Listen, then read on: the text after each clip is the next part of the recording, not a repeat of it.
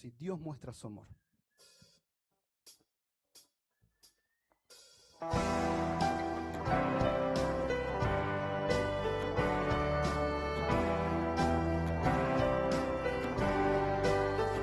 Empezamos. Sin esperanza me encontraba yo, muerto, perdido en mi transgresión, hijo de ira, enemigo de Dios.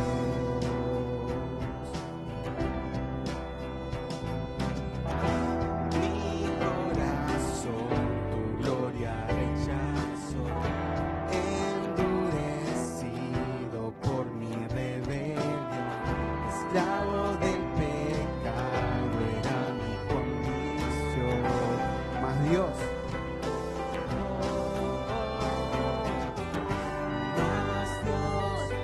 muestra su amor para mí, en que envió a su Hijo a morir en la cruz, su sangre limpió mi maldad.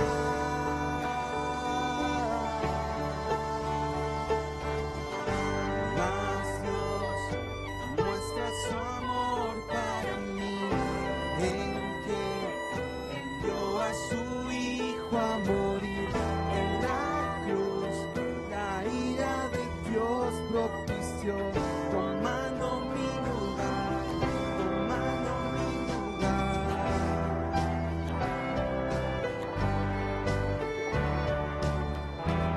Seguimos cantando en las tinieblas, ciego anduve yo. En las tinieblas ciego anduve yo, en mi oscuridad rumbo a la destrucción, lejos de Cristo, separado de Dios.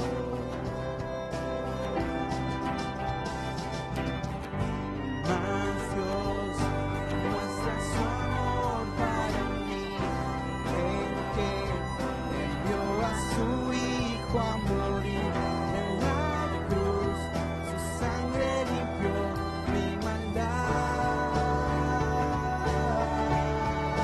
Dios, mas Dios muestra su amor para mí, en que envió a su Hijo a morir en la cruz, la ira de Dios propició, tomando mi lugar, tomando mi lugar. Gloria,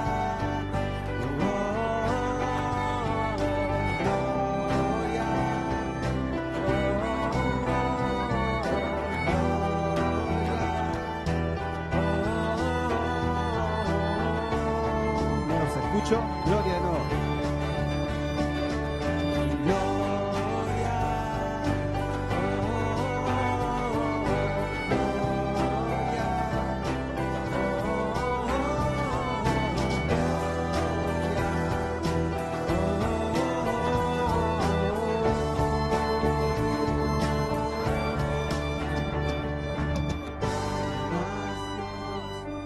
muestra su amor para mí,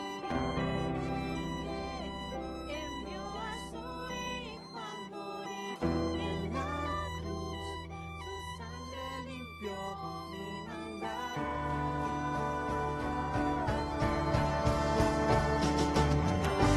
Mas Dios muestra su amor para mí, que envió a su Hijo a morir en la cruz, la ira de Dios propició, tomando mi lugar, tomando mi lugar. Muy bien, seguimos cantando, sí. Sé que tal vez era nueva la canción, pero qué hermosa verdad que podemos encontrar en esta canción. Vamos a continuar con un himno, sí, que titula Maravilloso es el gran amor. Y no es el que aprendimos de niño, ¿no? Es otro. Maravilloso es el gran amor que Cristo el Salvador derramó en mí. Siendo rebelde y pecador, yo de su muerte causa fui.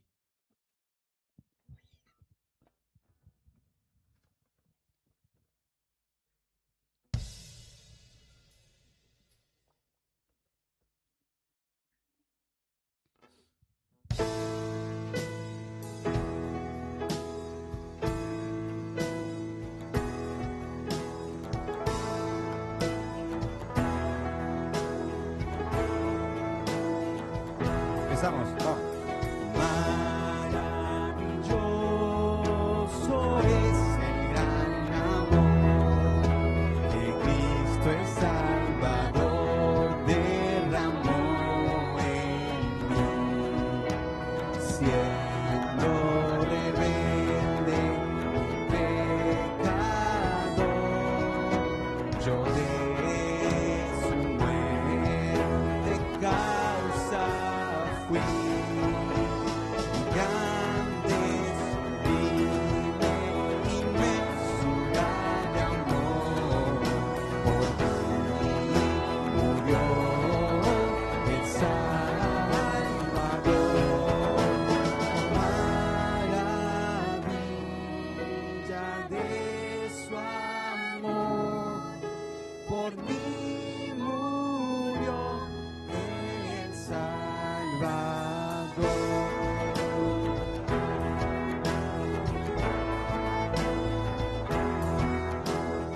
En su celeste hogar abandonó, dejando posición, gloria y honor.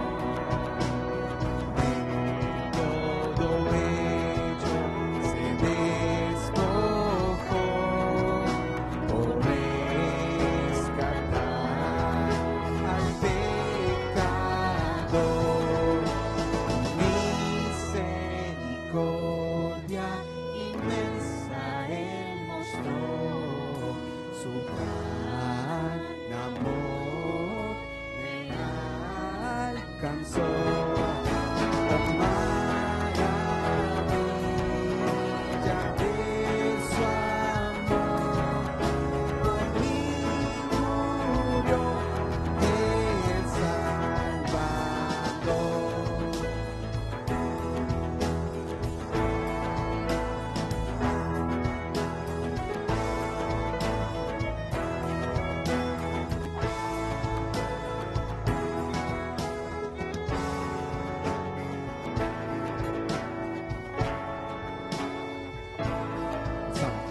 Grande misterio, Dios el inmortal, muriendo en la cruz, entregó su ser.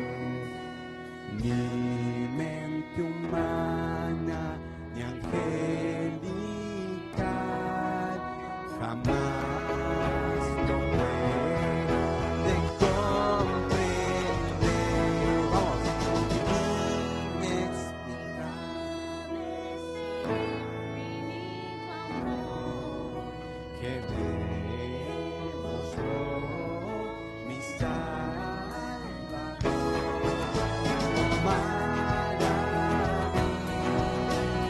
de su amor, por mí murió el Salvador. Hoy ya no temo la condenación. Jesús es mi Señor y ya suyo soy. Vivo en él salvación, vestido en su justicia, libre acceso al Padre, gozo ya, y entrar al trono celestial. Oh, maravilla de su amor, por mí murió el Salvador.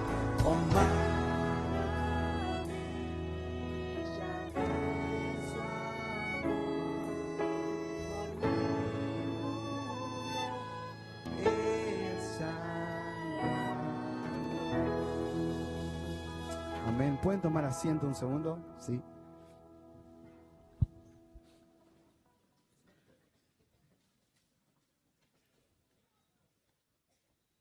Vamos a continuar con una última canción antes de pasar al tiempo de la palabra. Este próximo himno titula Él me sostendrá. ¿Mm? La primera estrofa dice: si mi fe ha de caer, Él me sostendrá. En la tentación yo sé que Él me sostendrá.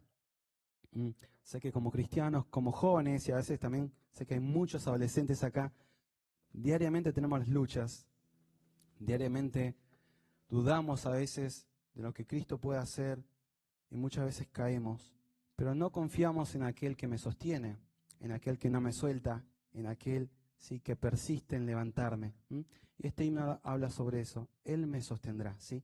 Vamos a continuar con este último himno y les pido que se pongan de pie.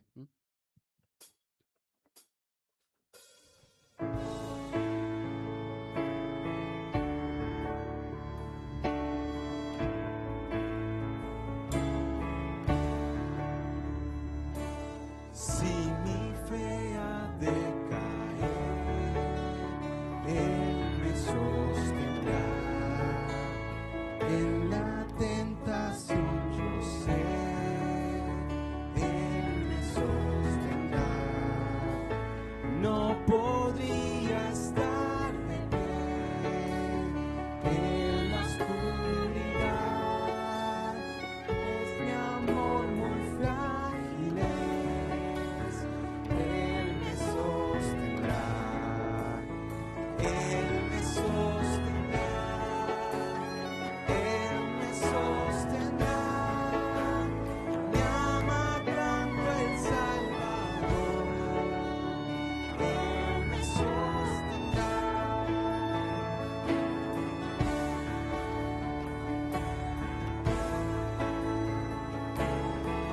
Él se goza. Él se goza en quien salvó, Él me sostendrá ante el precioso sol, Él me sostendrá, son promesas fieles son, mi alma guardará, alto precio Él pagó. Él me sostendrá fuerte. Él me sostendrá, Él me sostendrá, me ama tanto el Salvador. Él me sostendrá.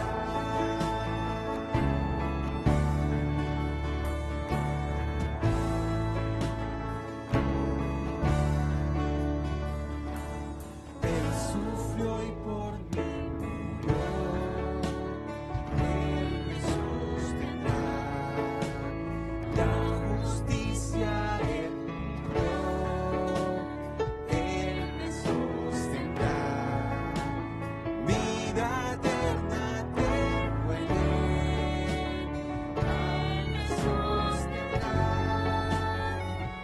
hasta que lo pueda ver. Él regresará, Él me sostendrá, Él me sostendrá, me ama tanto el Salvador. Él me sostendrá, Él me sostendrá, Él me sostendrá, me ama tanto el Salvador.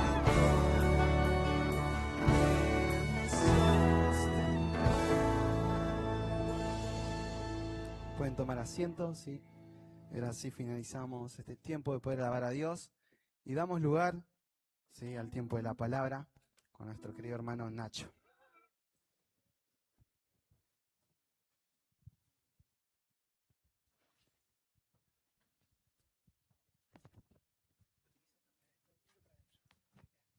Ahí va, mira. Ahí va, genial. Buenos días de nuevo. ¿Cómo están? ¿Bien? Bueno, ¿comieron? Los vi en el kiosco, ¿eh? Les voy a pedir que me pongan el horario, no sé si es ese, tengo que hablar, me parece que es, bien, porque tengo que hablar la mitad de la otra, bueno, voy a intentar hablar un poquito menos. Hermanos queridos, 1 Timoteo 4:12. Vamos, quiero escuchar ese ruido de Biblias. Aquellos que tienen la Biblia en el celu, ¿está mal? No, no está mal. En una época te hubiera dicho, está mal.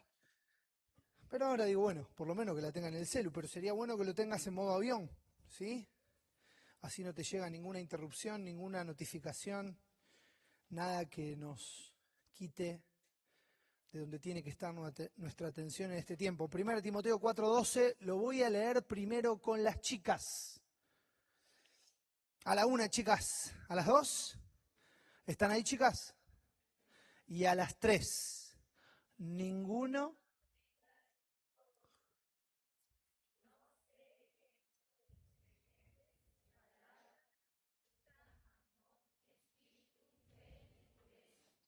Hermoso, chicas. Como un canto de mariposas corriendo por el valle. Pero voy a reivindicar a los varones que están entre nosotros. Y lo vamos a leer con estos hombres de Dios, con estos corceles del Espíritu que corren por las praderas. Muchacho, es tu oportunidad, soltero. Más no puedo hacer por vos. Vamos a leerlo. A la 1, a las 2, varones, y a las 3. Ninguno tenga en poco.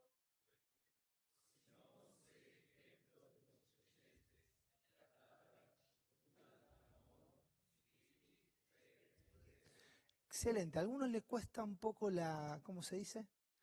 Eh, leer al mismo tiempo, pero estuvo muy bien. Y si prestaste atención, si sos una señorita o un muchacho y prestaste atención a lo que leíste y recordás el primer tiempo que tuvimos en la mañana, donde hablamos de ser ejemplo en palabra, y vimos estos 3 conceptos en este único versículo de Efesios 4, hablamos de la normalidad, hablamos del desafío y hablamos del milagro. En la progresión de 1 Timoteo 4:12 dice, sé ejemplo de los creyentes en palabra, y después dice en conducta. Palabra y conducta son las 2 primeras consideraciones en cuanto a esto de ser ejemplo. Y palabra y conducta son las únicas 2 consideraciones que tienen que ver con cosas un poco más exteriores. Porque la palabra la escuchamos y porque la conducta la vemos. Después dice amor, fe y pureza. ¿Por qué salté espíritu? Bueno, porque en la mayoría de los manuscritos originales espíritu no está. No quiero hacer una teología de esto, pero sí voy a decirte que los 2 sermones que tenemos después del mediodía, aunque los vi en el kiosco, algunos de ustedes van a tener el descaro de almorzar después de lo que han comido. Vi chicas con 2 y 3 porciones de pizza en la mano. No es una porción de pizza normal la que venden aquí, es del tamaño de mi Biblia. ¿Saben cuántas me dieron? Ninguna. Dios les bendiga. Si no me querían volver a invitar, simplemente me hubieran dicho, hermano, no queremos que vengas nunca más. Pero que no me den de comer es como una daga en mi corazón, pero los voy a perdonar. Y los voy a dejar a los hermanos de la iglesia que piensen muy bien cómo va a ser el almuerzo. Miren que me puedo escapar, ¿eh? Era una parrilla libre cercana. Pero voy a volver para decirte esto. Después del almuerzo, vamos a tener los últimos 2 sermones y ahí nos meteremos más en cuestiones internas. Vamos a hablar un poco de lo que tiene que ver con amor, fe, en el tercer sermón, y en el último vamos a hablar de pureza. Pero ahora nos toca conducta. Y es una cuestión complicada, yo te animo a que te fijes que tu celular esté en silencio, porque a veces la conducta es lo que genera una confusión mayor en la iglesia.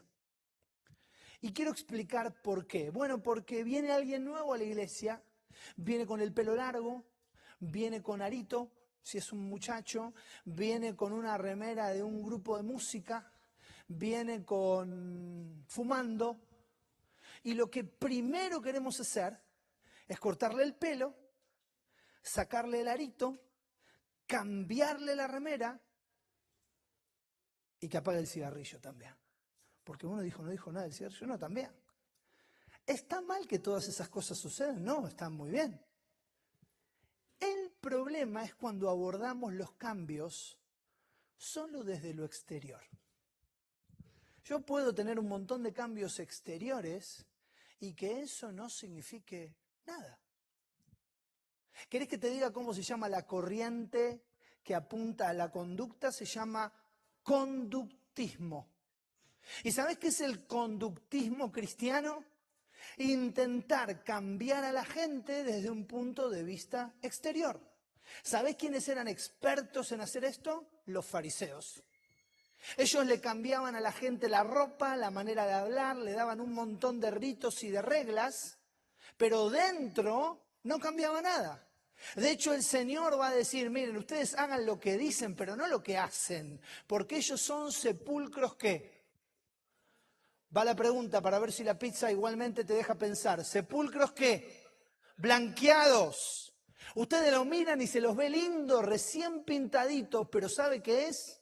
Es cáscara, es exterior. Hermano, hermana, cuando hablamos de la conducta nos vamos a meter en algo que se puede ver, pero tenés que entender, que el Señor está viendo otra cosa. El Señor está viendo nuestros corazones. Y las preguntas que vienen de parte de Él van bien adentro. No se pueden maquillar y no se pueden evitar. Vamos a 2 de Corintios, capítulo 5. Y la consideración que tendremos allí son 2 versículos muy, muy conocidos, en donde en este segundo concepto, ser ejemplo en conducta, nos va a llevar a hacernos 3 preguntas en esta mañana. 3 preguntas que no importa si las anotás o no las anotás. Lo importante tiene que ver con el Señor hablándonos al corazón y transformando la vida. Recién me mandaron mensajes familia, hermanos de la iglesia preguntándome dónde andaba. La familia sabía dónde andaba, pero hermanos de la iglesia me decían, che, ¿dónde andás? Entonces le mandé foto ahí con Gese y les mostré y me dice, che, hay un montón de gente. Sí, le digo, yo no predico en lugares donde haya menos de 500. No, mentira. Mentira. Está bárbaro que sean un montón. Puede no significar nada. ¿Se escucha del fondo? Puede no significar nada. Y que seamos un montón de jóvenes, que sean un montón de jóvenes, de un montón de iglesias que se reúnen y pasan un día, que no significa nada. Por eso antes de leer 2 Corintios 5, déjame que hagamos una breve oración. Cerrá tus ojos. Amado Padre, necesitamos de ti, de tu persona, de tu palabra, de tu presencia, de la obra de tu Espíritu.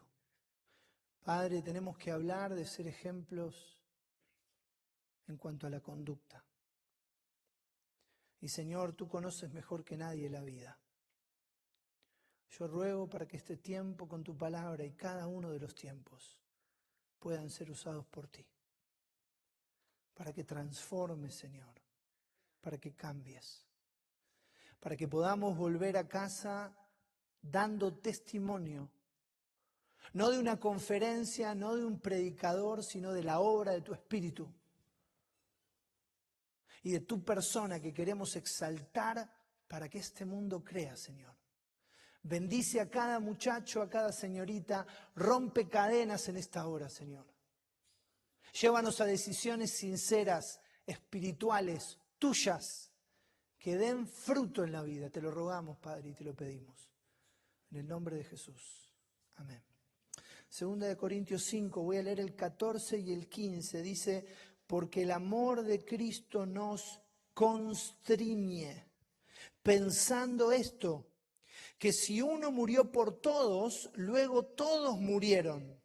Y por todos murió, para que los que viven ya no vivan para sí, sino para aquel que murió y resucitó por ellos. Quiero dar lectura nuevamente, dice verso 14, porque el amor de Cristo nos constriñe, pensando esto, que si uno murió por todos, luego todos murieron y por todos murió, para que los que viven ya no vivan para sí, sino para aquel que murió y resucitó por ellos. Hermanos jóvenes, ser ejemplos en cuanto a la conducta tiene que ver con estos textos y con algunas preguntas que el Señor desea colocar en nuestra mente y en nuestro corazón. La primera tiene que ver con la primera parte del verso 14. Dice, porque el amor de Cristo nos constriñe. Una palabra rarísima. Yo voy a decir otras traducciones de esta palabra. Dice, el amor de Cristo nos gobierna. El amor de Cristo toma el poder. El amor de Cristo nos obliga. El amor de Cristo nos apura. El amor de Cristo nos lleva a actuar de una manera. Dejé la última a propósito para el final. El amor de Cristo nos controla. Primera pregunta. ¿Quién tiene el control de la vida? No necesito que la respondas verbalmente. No necesito que levantes tu mano. Necesitamos todo pensar. ¿Quién tiene el control de la vida? ¿Quién controla la vida? Dice, el amor de Cristo nos constriñe. Hermano, hermana, yo quiero preguntarte, pero quiero preguntarme, ¿qué hacemos un sábado a la mañana acá? ¿A cuántos no nos gustaría estar durmiendo? A esta hora vos decís durmiendo, son las 12:24. Durmiendo no. ¿Alguno puede dormir hasta las 12 todavía? Sí, ¿no? Maleducados y maleducadas pueden. Yo ya estoy en la edad que puedo dormir hasta las 12 y me levanto 7:30, 8 menos cuarto. ¿Cuántos están en una edad como la mía y se levantan a regar? Ahí hay una hermana, Dios te bendiga, gracias. Cuando yo era chico, los hombres y las mujeres se levantaban a las 6 de la mañana a regar en invierno. Y yo decía, estos viejos están locos, con respeto, pero lo decía, ¿viste? Estos viejos, y ahora me pasa a mí. Ahora vos decís, son 12:24, no estaría durmiendo, pero ¿qué hago acá? Bueno, puede ser que hayas venido acá y sea una respuesta a una obra del Señor en tu vida, puede ser que no signifique nada. La pregunta que deberíamos hacernos es ¿quién tiene el control de la vida? ¿Sabés que un profeta que se lo llamó el profeta, equivocadamente, el profeta llorón? ¿Quién es llamado el profeta llorón? Jeremías, muy bien, y escuché un varón, me emocioné. Jeremías, ¿casado o soltero el que respondió? Soltero. Chicas, apunten. Bueno, pero sigo. Aparte está sentado en los primeros bancos. Tiene la filacteria en No, pobre. Voy a decir, ¿para qué le respondo a este hombre? Bueno, pero escuchá, el profeta llorón, mal llamado Jeremías. ¿Por qué? Porque el Señor le dijo, mira, le vas a tener que predicar al pueblo, ¿sabés cuántos se van a convertir? Ninguno. Vas a tener que hablarle al pueblo, ¿sabés cuánto te va a escuchar? Ninguno. Vas a tener que hacer tu ministerio toda la vida, ¿sabés qué fruto vas a ver? Ninguno. Entonces Jeremías hubo momentos de su vida donde tuvo conflictos serios. Yo quiero decir algo como pastor, como predicador, me encantaría ponerme más títulos para después decirte lo que te voy a decir, ¿eh? Todos tenemos conflictos serios en la vida. Todos tenemos malos días, ¿eh? Todos tenemos momentos de desánimo. Todos tenemos momentos de dolor, de soledad. Creo que como pastores y líderes deberíamos empezar a ser más transparentes en cuanto a eso. Deberíamos transmitirle a la juventud y a las congregaciones que todos luchamos. ¿Sabés qué dijo Jeremías en un momento de la vida? Le dijo a Dios, yo no me voy a acordar más de vos. No voy a hablar más en tu nombre, porque cada vez que hablo me llueven los problemas. ¿Y sabés qué dice Jeremías capítulo 20? No lo busques, dice, aunque pensé esto, más fuerte fuiste tú que yo, Jehová, y me venciste. ¿Sabés qué estaba diciendo Jeremías con palabras poéticas? Aunque me quiero escapar, Dios, no puedo, porque vos tenés el control de mi vida. El apóstol Pablo va a decir, el amor de Cristo nos controla. Cuando pensamos en esta primera pregunta, tenemos que evaluar quién controla la vida. A veces cantamos cosas hermosas. A mí me encanta cantar. No te asustes, no voy a cantar, ¿eh? No, tampoco se rían, ni saben cómo canto. Me están juzgando, me están prejuzgando por mi pelo largo, mis ojos claros y mis abdominales. Pero siempre que estoy cantando, bueno, no siempre, pero muchas veces, le digo al Señor, Señor, espero que esto sea verdad en mí. ¿Vos pensás las cosas que cantás? A veces cantamos cosas que no vivimos. ¿Sabes quién hacía eso? Israel. Y Dios le decía, este pueblo de labios me honra, pero su corazón está lejos de mí. ¿Quién tiene el control de la vida? ¿El mundial? ¿Las redes sociales? ¿Vos mismo? ¿Tus pecados? ¿Tus padres? ¿Tu familia? ¿Tus amigos? ¿Tu iglesia? ¿Tu ministerio? ¿Quién tiene el control de la vida? El apóstol Pablo, que antes de llamarse Pablo se llamaba... Bien, y los que respondieron antes no se animan porque los expuse, les pido perdón, pueden decirlo. Se llamaba Saulo, que era de una ciudad que se llamaba, no importa, estuvo bastante cerca, Tarso, y que se convirtió yendo a una ciudad que tenía nombre de fruta que se llamaba, bien, pensaba que iba a escuchar un banana, sandía, pero no, bien. Él tenía una vida profundamente religiosa antes de encontrarse con Cristo. Pero luego se encontró con Cristo y todo cambió. Y la entrada a la ciudad de Damasco, que era para perseguir a los cristianos, se transformó en un momento de ser contenido, abrazado, bendecido por los cristianos que él iba a perseguir. Y entonces unos años después va a escribir en Filipenses, cuantas cosas eran para mí ganancia, las he estimado como pérdida. Y vos decís, ¿por qué? Porque hubo alguien que tomó el control de la vida de Saulo y lo transformó en Pablo. ¿Quién tiene el control de tu vida? No hay un cambio posible en la conducta, me corrijo. No hay un cambio posible en la conducta que sea genuino si Cristo no tiene el control de la vida. Hoy somos un auditorio hermoso, no sé cuántos somos. 1500, no entendía nada el tipo, ¿viste? 30, 1500. Pero en este auditorio, como en todos, hay 3 clases de personas. Hay algunos aquí que son hijos de Dios. Que un día el Espíritu Santo de Dios abrió tus ojos para ver tu pecado, para ver tu condenación, para ver tu incapacidad de salvarte. Y en ese momento de desesperación, ese mismo Espíritu Santo abrió nuestros ojos para ver a Cristo. Y corrimos a sus pies y vimos su obra en la cruz, su sangre derramada, la tumba vacía y le dijimos, Señor, sálvame. Pero en este mismo auditorio hay gente que probablemente no sea hija de Dios. Y quizás estás sentado entre nosotros, y puede ser hasta que tengas una Biblia, pero nunca tuviste este encuentro personal con Cristo. Vos decís, Nacho, dijiste 3 y mencionaste 2. Los que son hijos de Dios, los que no son. Y el tercer grupo es el más peligroso. Son los que creen que son hijos de Dios y no son. Y vos decís, ¿vos cómo sabés? No, yo no sé. Y el pastor de la iglesia, no, los pastores de la iglesia tampoco saben. ¿Quién sabe? Dios sabe. Y vos también. Por eso yo quiero preguntarte, pero no es mía la pregunta. ¿Quién tiene el control de la vida?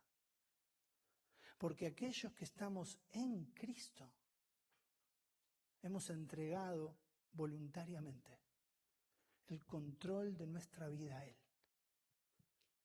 Porque el amor de Cristo nos constriñe, nos controla, nos gobierna, se apodera, nos obliga, nos apura, nos lleva a actuar de una manera determinada, nos cambia la conducta. ¿Cuántas personas están en este lugar supuestamente con Cristo y su vida cristiana, como es de jóvenes no tengo que aclarar, ¿qué es, chicas, esto? ¿Viste? Las chicas saben. Chicos, ustedes creo que también. Comillas. Aunque están con cara de Walking Dead algunos. Tu vida cristiana está siempre igual. Siempre con los mismos pecados, siempre sin dar ningún tipo de fruto. Pero vos decís, no, pero yo soy de Cristo. ¿En serio? ¿Por qué? No, porque un día mi mamá me contó, cuando tenía 3 años, que hice la oración. ¿En serio? ¿Eso es? ¿Es creer datos de la vida de Jesús? ¿Es que alguien te diga, ¿dónde te gustaría irte? ¿Al cielo o al infierno? Es como que te diga alguien, ¿qué te gustaría? ¿Que te regale un auto o que te corte un brazo? No, córteme el brazo, pastor. A veces vamos reduciendo el evangelio a algo que no es. Y le vamos diciendo a personas que no están interesadas en el evangelio cosas tan terribles y tan cruciales que podemos ser parte de una obra que no es de Dios. Le decimos a alguien, ¿vos sos un pecador? Sí. ¿Sabes que la Biblia dice que tu pecado te condena al infierno? ¿Querés esto? Sí. Y en el medio bosteza, mira el celular, piensa en otras cosas. Entonces le decís, Cristo murió por vos, ¿te gustaría hacer una oración? ¿Sí? Mira, repetí esto que voy a decir. Y lo haces orar, guiándolo vos.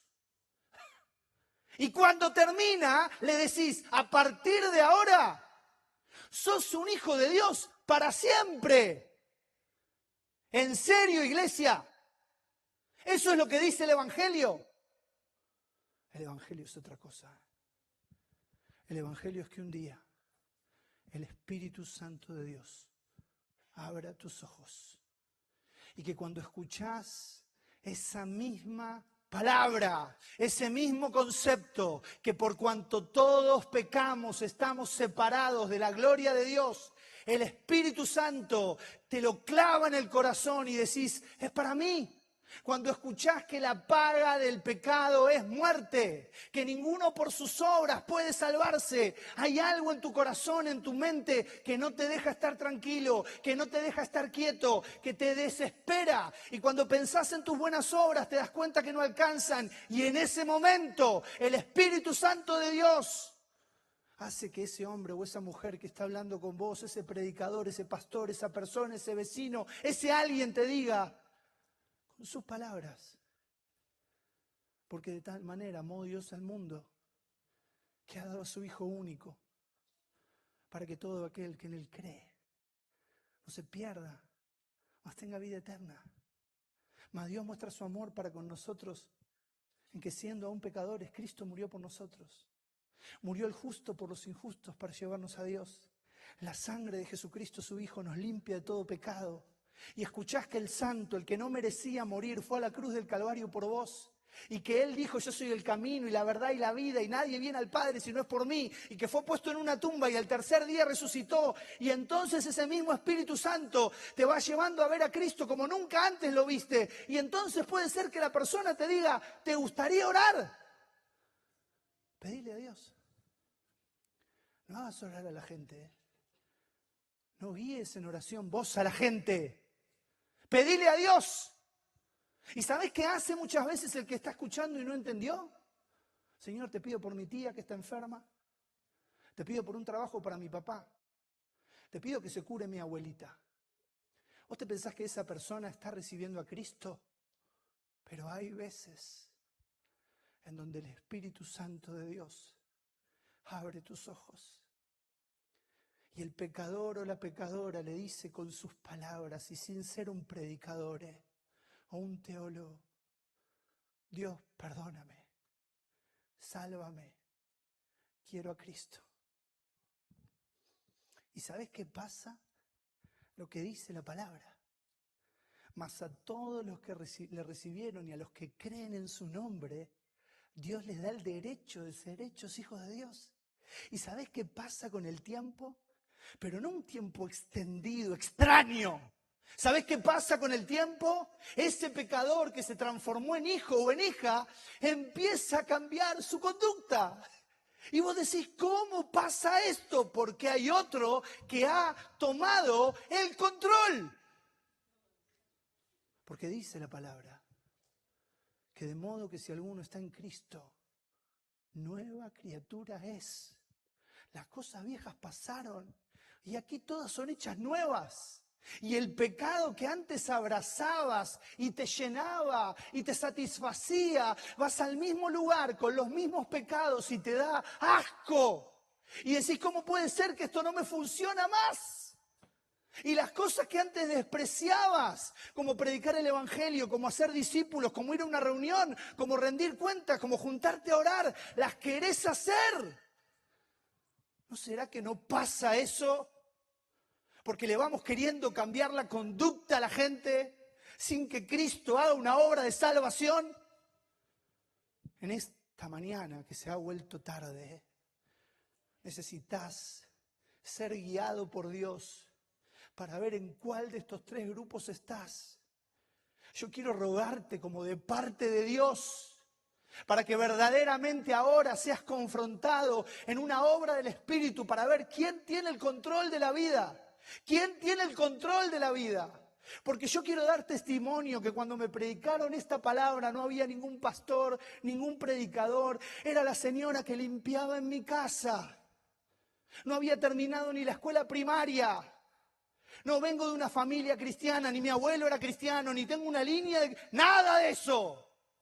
Y en el lavadero de mi casa, una tarde de frío, con un niño que tenía 5 años y no podía dormir ya porque estaba loco, de arranque yo estaba loco. Imagínate si soy así con Cristo, lo que era sin Cristo. Escuché el Evangelio de una mujer sencilla, con palabras sencillas, y mi vida fue rescatada del infierno que yo merecía. Por eso yo quiero preguntarte, pero no es mía la pregunta. ¿Quién tiene el control de la vida? Porque a veces en nuestras iglesias vamos equivocadamente, de manera totalmente antibíblica, asegurándole la salvación a hombres y a mujeres que nunca han mostrado fruto de ser de Cristo. ¿Quién tiene el control de la vida? Ahora, hermanos, yo no necesito que respondan, quiero responderlo yo, pero quiero ser bien bíblico, Porque por gracia sois salvos por medio de la fe. Y esto no de vosotros, pues es don de Dios. No por obras, para que nadie se gloríe. Efesios capítulo 2 y muchas partes de la Escritura enseñan esta verdad bíblica central, que la salvación nunca, jamás será por obras. Pero dice el verso 10 de Efesios 2, porque somos hechura suya, Efesios 2:10 estoy citando, creados en Cristo Jesús para buenas obras, las cuales Él preparó de antemano para que anduviésemos en ellas. Ahora, fíjate que esa misma porción enseña que no somos salvos por obras, pero somos salvos para buenas obras. ¿Sabes qué está enseñando esa porción? Que a los verdaderos hijos de Dios le cambia la conducta. Yo te ruego, que en esta mañana de una conferencia más en este lugar, vos te preguntes si sos de Cristo. Te lo ruego. Te ruego que si hay dudas en tu corazón, si el Espíritu Santo te está convenciendo de justicia, de pecado, de juicio, hoy corras a los pies de Cristo. Él es el camino, Él es la verdad, Él es la vida. Él dice en su palabra, el que a mí viene, no le echo fuera. ¿Quién tiene el control? Yo sé que tengo que hablar de 1 Timoteo capítulo 4, versículo 12, pero vos te das cuenta que toda la enseñanza bíblica está asociada a Cristo y al Evangelio. Toda la Escritura habla de Él. A veces vamos pensando que las vidas jóvenes van a ser transformadas con algún nuevo PowerPoint y hagamos una dinámica, en serio, dinámicas o PowerPoint. Es Cristo, iglesia, no hay más. No hay más. Y quiero decir en esta mañana, y no soy el único que lo cree aquí, seguramente hay muchos, quizá la mayoría, no solo no hay más. Él es más que suficiente. Él es más que suficiente. Él es más que suficiente. Porque yo quiero aclararte que el cielo no es el cielo por las calles de oro o por las puertas, que cada puerta de la ciudad es una perla.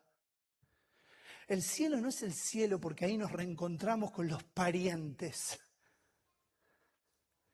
El cielo es el cielo porque ahí está Cristo. ¿Deseas ver a Cristo? ¿O somos parte de esta corriente cristiana sin Cristo? Donde Cristo es un elemento más. ¿En serio? Él es el amado de nuestra alma. Él es el alfa, el omega, el principio y el fin.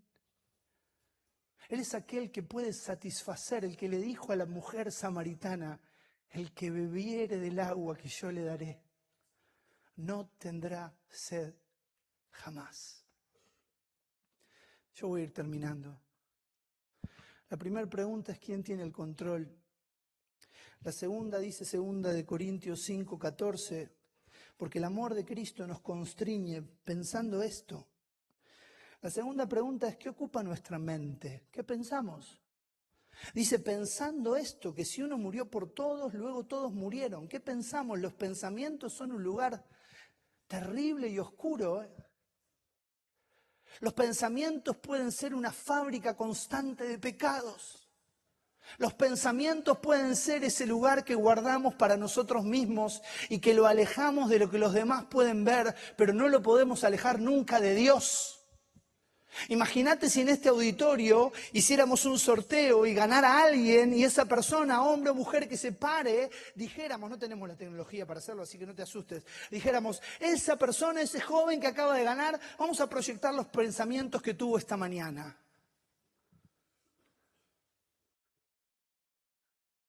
Nadie quedaría acá. ¿Qué ocupa nuestra mente?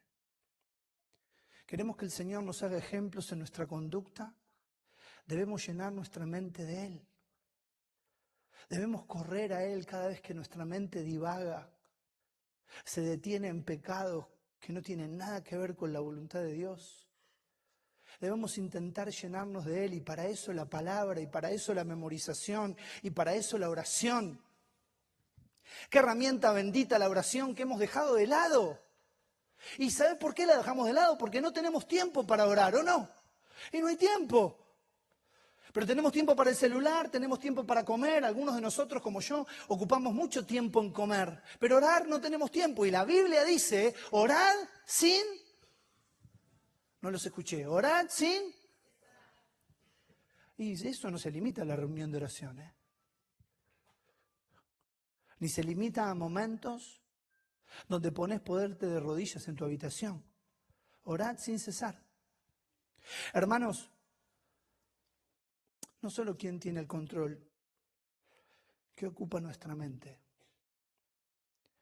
Jesús dijo, vengan a mí, Mateo capítulo 11, todos los que están trabajados y cargados, porque yo los voy a hacer descansar. Pongan su yugo, o mejor dicho, tomen mi yugo sobre ustedes, porque mi yugo es fácil, ligera mi carga. Y porque si vienen a mí, escucha esto, van a hallar descanso para vuestras almas. Yo no sé si alguna vez has hablado con alguien que tiene problemas de ansiedad. Yo fui una persona con todos los problemas que se te puedan ocurrir. Mencionas uno, lo tengo yo.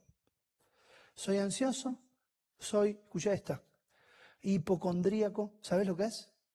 Que se parece a un hipopótamo. No, no es eso. Es que pensás que tenés todas las enfermedades, que te vas a morir en cualquier momento. Te seguiría diciendo más cosas, pero si no te caí bien hasta ahora te voy a caer peor. Pero ¿sabes que todas esas cosas pueden encontrar libertad y descanso en Cristo? ¿Qué ocupa tu mente? ¿Qué ocupa nuestra mente? Por eso dice Filipenses 4:8, por lo demás, hermanos, todo lo honesto, todo lo justo, todo lo amable, si hay virtud alguna, si hay algo digno de alabanza, en esto pensad. Y vos decís, ¿y cómo hago para pensar en esas cosas? ¿Querés resumirlas en una? Pensá en Cristo. ¿Cuánto pensás en Él? No, Nacho, pero somos jóvenes. Decinos algo un poco más cool, algo un poco más así que podamos hacer así. No. Pensá en Cristo. Y que tu mente y mi mente, que ya dice la Escritura, tenemos la mente de Cristo, pueden ser guiadas y transformadas solo por la obra de Él. Vamos intentando hacer la obra de Dios de una manera que no es de Dios. Vamos intentando cambiarle la conducta a la gente. Vamos intentando vestirlos distintos, que hablen distinto. Vamos intentando que se cambien el look. Vamos intentando que cambien las palabras, que cambien la forma de vestir. No es por ahí. Y tenemos jóvenes que nos dicen, hola hermano, ¿cómo le va? Qué bendición la propiciación del sacerdocio de Melquisedec. ¿En serio qué significa eso? Adiós. Y tenemos una congregación que hace su devocional y no entiende nada y pone ahí, debo ser más santo. ¿Qué entendiste hoy? Debo ser más santo. ¿Qué entendiste hoy? Debo ser más santo. No entendiste nada. Necesitamos. Y fíjate que siempre te digo necesitamos. Dios no necesita. ¿Sabes qué necesita Dios? ¿Qué necesita Dios? Debería gritarse la respuesta. ¿Qué necesita Dios? Nada. Dios no necesita nada. ¿Alguna vez lo pensaste? ¿Quién te parece que predicaría mejor? ¿Yo o Dios? ¿Quién discipularía mejor? ¿Vos o Dios? ¿Quién predicaría mejor el Evangelio? ¿Los de tu iglesia o Dios? ¿Sabes qué necesita Dios? Él no necesita nada. Y entonces la pregunta de aquel estudiante de la Biblia sincero debería decirle a Dios, ¿y entonces Dios para qué? ¿Para qué predicamos? ¿Para qué discipulamos? ¿Para qué evangelizamos? Si vos lo harías mucho mejor. ¿Sabes cuál sería la respuesta de Dios? Porque te amo. Y sé que eso es lo mejor para vos. La primera pregunta es ¿quién tiene el control? La segunda es ¿qué ocupa nuestra mente? Pero la tercera es, esto es para los viejos, ¿eh? ¿Y ahora qué? ¿Se acuerdan de ese discipulado de Palabra de Vida viejo? ¿Alguno se acuerda? ¿Y ahora qué? Gracias a Dios, no estoy solo. Hay otros viejos. Cuidado con los viejos que levantaron la mano, ¿eh? Tienen olor, ¿sabes a qué? A viejo. Pero dice... No, bueno, tampoco te ríes así. Mirá lo que dice el versículo 15. Y por todos murió, para que los que viven ya no vivan para sí, sino para aquel que murió y resucitó por ellos. Y del 15 al 20, que no voy a leer, va siendo una reseña de todas las cosas que van a cambiar. ¿Y ahora qué? ¿Cómo vamos a vivir? Bueno, dice, mirá, de aquí en adelante a nadie conocemos según la carne. Dice, de modo que si alguno está en Cristo hay cosas nuevas. Dice que Dios nos da el ministerio de la reconciliación. ¿Sabés qué está diciendo esta porción? Que la primera pregunta que deberíamos considerar, la primera que debemos entender es quién tiene el control de la vida. La segunda es qué ocupa nuestra mente. Pero la tercera es, ¿y ahora qué? ¿Cómo vamos a vivir ahora? Porque esto no puede quedar en una nota de una conferencia, no puede quedar en un recuerdo, no puede quedar en una anécdota o en un texto bíblico. Para verdaderamente experimentar la obra de Dios en la vida, esto debe ser puesto en práctica. Y para que eso suceda, el único que puede verdaderamente hacerlo en nosotros es el Señor. ¿Y vos y yo qué tenemos que hacer? Hacer lo que dijo Jesús. ¿Se acuerdan de este texto tan repetido en todos los evangelios? Jesús diciéndole a la gente, si alguno quiere venir en pos de mí, niéguese a sí mismo, tome su cruz. ¿Lo sabían? Vamos de nuevo, si alguno quiere venir en pos de mí, niéguese a sí mismo y sígame. Y a veces lo repetimos, pero no sabemos. ¿Qué significa niéguese a sí mismo? Adiós, y se vas. Te lo voy a explicar yo, porque me invitaron a mí esta vez. Yo quiero desmitificar alguna imagen que podés tener de mí. No soy perfecto. Vos decís, no, ya sabíamos, Nacho. Pero te voy a contar algunas cosas malísimas que tengo. Por ejemplo, soy muy malo para arreglar cosas, muy malo. Mi esposa lo sufre, ora por ella. Se quema una lamparita, yo la voy a cambiar. Y explota todo. Sí. Solo la metí la lamparita. Explota. ¿Viste lo que pasó con el micrófono antes? Es así. Tengo un aura. No. Bueno, te podría contar más cosas terribles, pero solo te voy a contar esta. Cuando me casé con mi esposa, hace ya 25 años, tuve la bendición de que Dios me dio una hermosa mujer que ama al Señor y me dio un suegro. Amén por mi suegro. Mi suegro en esta época está más viejito, pero en esa época hacía de todo. De todo. ¿Viste esos que pintan, hacen la albañilería, te hacen los caños? Todo. Entonces esos primeros años hacía de todo mi suegro en casa. Y yo esperaba que mi esposa se fuera, lo llamaba a mi suegro, él hacía todo, lo echaba a mi suegro. Cuando ella venía le decía, ¿viste lo que? No, mentira, mentira. Un farsante el tipo, ¿no? Cuando iban a ser mi primer hijo, preparamos la pieza. Digo preparamos por una cuestión de respeto al Señor. Mi esposa hizo toda la parte de decoración y mi suegro hizo todo. Pintó, hizo todo. Y lo hizo con un corazón amoroso, ¿viste? Y entonces en esa época se usaba pintar la pieza de 2 colores distintos y en el medio poner una guarda. ¿Sabés lo que es una guarda? Es como un empapelado finito que tenía, no me acuerdo, ponele que en esa época tenía avioncitos, porque mi hijo es varón. Entonces mi suegro había terminado todo y me dice, ¿me alcanzás la guarda? Sí, le digo. ¿Me dejás ponerla con vos? Y yo le vi su rostro, ¿viste?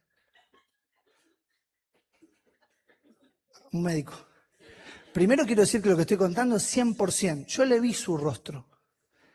Y me dijo casi como en un suspiro, como en una exhalación, me dijo, bueno.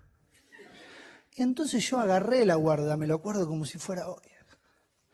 Intenté, esto pasó, intenté pasar por arriba y la rompí toda. Y en ese momento este hombre, en amor, me dijo, no te preocupes, anda. Me fui, no sé qué, a orar, a llorar, a leer la Biblia. Y cuando volví, estaba puesta la guarda. Y vos decís, Nacho, ¿qué tiene que ver? Mi suegro podría haberse ahorrado ese problema y muchos otros que vinieron después. Si ante cada intento mío de ayudarlo, él me hubiera dicho, ¿querés ayudarme, Nacho? No te metas. ¿Querés verdaderamente ayudarme, Nacho? Correte. Porque cada vez que te metés vos, la arruinás. Déjame que lo haga yo, que yo soy el que sabe. Si alguno quiere venir en pos de mí, niéguese a sí mismo. ¿Querés ayudar a Dios? Correte. Déjalo a Dios, que Él es el que sabe. Él va a hacer con tu vida lo que Él ya sabe. Él te va a poner la compañera o el compañero que Él ya sabe. Él te va a llevar a servir y a vivir haciendo las cosas que Él ya preparó de antemano para vos. ¿Vos querés ayudar a Dios? ¡Correte! ¿Vos querés fijarte y pensar y romperte la cabeza? A ver, ¡correte! Niéguese a sí mismo y tome su cruz y sígame. Esta verdad solo es aplicada a los hijos de Dios, que pueden mirar el futuro y pensar que hay una voluntad buena, agradable y perfecta planeada para ellos. Vos decís, pero qué discriminador. ¿Y los que no somos hijos de Dios? ¿Y los que nos dimos cuenta en esta reunión que quizás nunca nos encontramos con Cristo? Para vos la invitación es mucho mejor. La invitación es arrepentirte y venir a Cristo, que Él te va a dar perdón, salvación y vida eterna. Y yo sé que quizás hay alguno pensando, pero ¿cómo voy a hacer eso si yo ya estoy bautizado? ¿Cómo voy a hacer eso si yo ya estoy sirviendo y me estoy dando cuenta hoy que no soy de Dios? Mira, quiero decirte algo. Si en los cielos hay fiesta cada vez que un pecador se arrepiente, no me imagino en tu iglesia o en tu familia.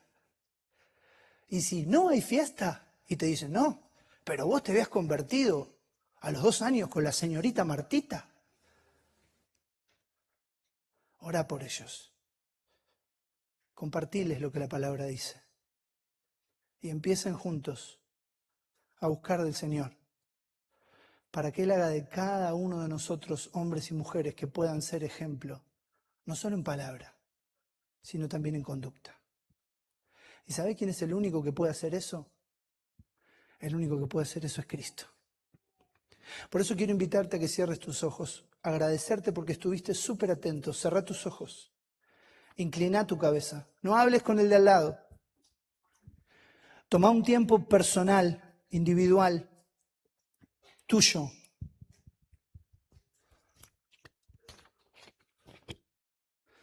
Para pensar qué te ha hablado el Señor, qué decisión necesitas tomar. Y ahí con tus ojos cerrados pensar y orar. ¿Sos un hijo de Dios, una hija de Dios?